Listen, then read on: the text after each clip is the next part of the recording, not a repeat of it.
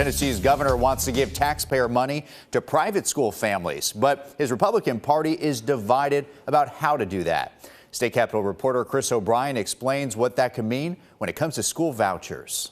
3 bills with no consensus. The House version is very different than the Senate version, and both of them are very different from the governor's version.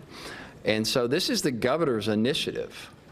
If none of them people running any of the 3 parts of this legislative branch or executive branch agree, then why are we doing it? It's the latest in what's essentially been a Cold War between the House and the Senate since last year's special session.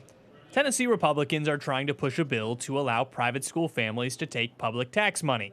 The issue is neither House and Senate Republicans nor the governor can agree on how to do so.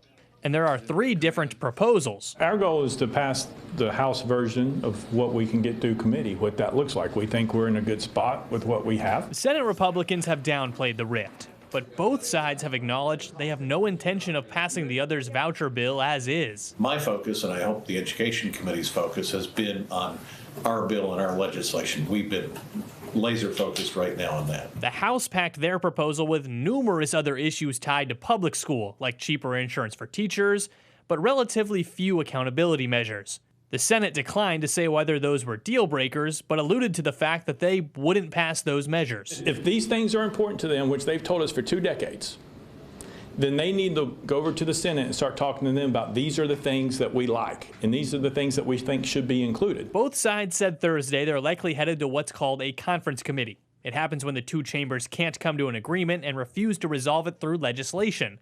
Instead, members of leadership appoint members to the conference committee to hammer out a compromise. In Nashville, Chris O'Brien. And you might remember the last time Tennessee went to a conference committee was during special session. Now, ultimately, the Senate refused to budge on its demands and the House caved.